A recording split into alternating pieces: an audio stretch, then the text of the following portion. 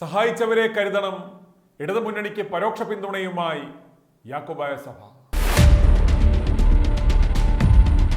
ലോക്സഭാ തെരഞ്ഞെടുപ്പിന് ഏതാനും ദിവസങ്ങൾ മാത്രം അവശേഷിച്ചിരിക്കെ ഇടതുമുന്നണിക്ക് പരോക്ഷ പിന്തുണയുമായി യാക്കോബായ സുറിയാനി സഭാ നേതൃത്വം.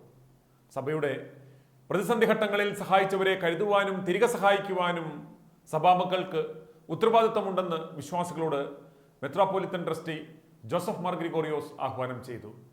സഭാ തർക്ക വിഷയത്തിൽ മുഖ്യമന്ത്രിയുടെ ഇടപെടൽ ഓർമ്മിപ്പിച്ചാണ് ആഹ്വാനം.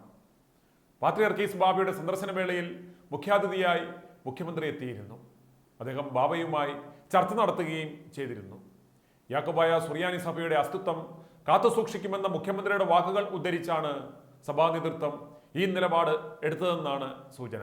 സഭാവിശ്വാസികൾക്കായി യാക്കോബായ സഭ മെത്രാപ്പോലിത്തൻ ട്രസ്റ്റി ജോസഫ് മാർ ഗ്രിഗോറിയോസ് പുറത്തിറക്കിയ സർക്കുലറിലാണ് ഈ പരാമർശമുള്ളത്. പുതുപ്പള്ളി ഉപതെരഞ്ഞെടുപ്പ് സമയത്തും മെത്രാപ്പോലിത്തൻ ട്രസ്റ്റി ഇതുപോലൊരു ആഹ്വാനം നടത്തിയിരുന്നു.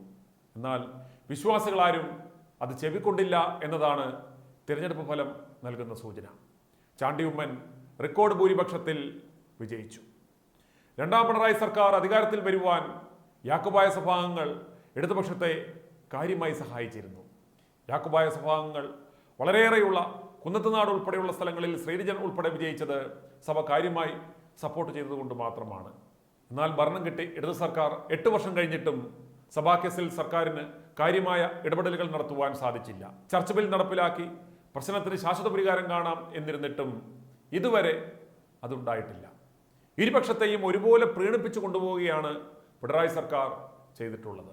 ഭരണപരിഷ്കാര commission chairman justice K T Thomas മുന്നോട്ട് വെച്ച ഇടവകകളിൽ ജനഹിത പരിശോധന നടത്തുക എന്ന നിർദ്ദേശത്തിന് വൻപിച്ച പൊതുജന പിന്തുണ ലഭിച്ചിട്ടും അതിൻ്റെ ബലത്തിൽ സർക്കാരിന് നടപടിയെടുക്കാമായിരുന്നിട്ടും ആ വിഷയത്തിൽ ഇതുവരെ നടപടികൾ ഒന്നും ഉണ്ടായില്ല. എന്തുകൊണ്ട്?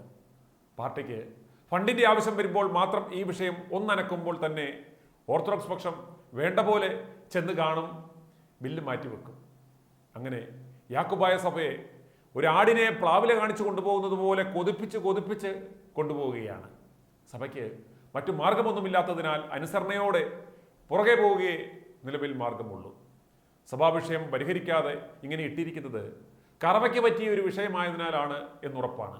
തെരഞ്ഞെടുപ്പ് സമയത്ത് സർക്കാർ സഭാ നേതൃത്വത്തിന് ചെറിയ പ്രതീക്ഷ കൊടുക്കും. വല്ലതും നടക്കുമെന്ന് പ്രതീക്ഷിച്ച് അവർ വിശ്വാസികളോട് നമ്മെ സഹായിക്കുന്നവരെ തിരികെ സഹായിക്കണമെന്ന് പറയുകയും ചെയ്യും. പക്ഷേ ഒന്നും സംഭവിക്കില്ല. അതാണ് ഇപ്പോഴും നടക്കുന്നത്, നാളെയും നടക്കുവാൻ പോകുന്നത്. ലോക്സഭാ തെരഞ്ഞെടുപ്പിൽ ഇടതുപക്ഷത്തെ ജയിപ്പിച്ച ഇവന്മാർ എന്തോ കാണിക്കാനാണ് എന്ന് മാത്രം വിശ്വാസികൾ ആലോചിക്കുക. കഷ്ടിച്ച് ഒരു സീറ്റ് കിട്ടിയാൽ അവരുടെ ഭാഗ്യം.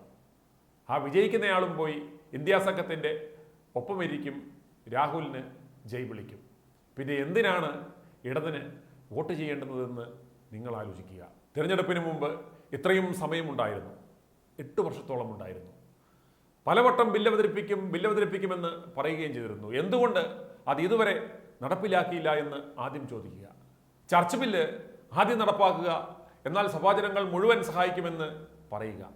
അതല്ലേ അന്തസ്? കഴിഞ്ഞ 8 കൊല്ലം നടക്കാത്തത് ഇനിയുള്ള 2 കൊല്ലത്തിനുള്ളിൽ നടപ്പാക്കില്ല എന്ന് നിങ്ങൾ മനസ്സിലാക്കുക. വാഴൂർ ലാടൻ മത്തായിയുടെ വൈകൃത സമ്മേളനം ഒരു മുന്നറിയിപ്പായിരുന്നു. ആർക്ക്? പിണറായി സർക്കാരിന്. ആ സ്ഥിതിക്ക് ഇടതുപക്ഷം ഇരുകൂട്ടരെയും പിണക്കില്ല.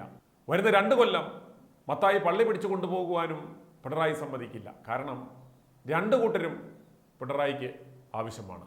അതുകൊണ്ട് വിശ്വാസികൾ വഞ്ചിതരാകരുത്, കരുതി വോട്ട് ചെയ്യുക. സഭാംഗമായ കിഴക്കമ്പലത്തെ ട്രോജൻ സാബുവും ഇത്തവണ ബിരിയാണി പാർട്ടിയുടെ സ്ഥാനാർത്ഥികളെ നിർത്തിയിട്ടുണ്ട്. സാബുവും ലക്ഷ്യം വെക്കുന്നത് കോൺഗ്രസ് സ്ഥാനാർത്ഥികളെ തോൽപ്പിക്കുക എന്നത് തന്നെയാണ്. ലവൻ പിണറായിയുടെ ബി ടീമാണ്. പിടിപ്പിക്കുവാൻ പിടിച്ചു കൊടുക്കുന്നത് പോലും അദ്ദേഹമാണെന്നാണ് ട്രോജൻ തന്നെ വിളിച്ചു പറഞ്ഞത്.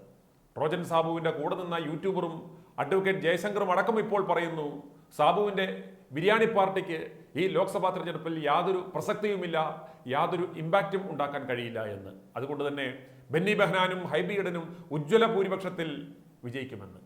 അതുകൊണ്ട് വിശ്വാസികൾ, നിങ്ങൾക്ക് യുക്തമെന്നുള്ളവർക്ക് വോട്ട് ചെയ്യുക. i2i News, an eye for truth. i2i news subscribe ചെയ്തിട്ടില്ലാത്തവർ ഇപ്പോൾ തന്നെ സബ്സ്ക്രൈബ് ചെയ്യുക. നോട്ടിഫിക്കേഷൻ ലഭിക്കുവാൻ ബെൽ ബട്ടണും അമർത്തുക.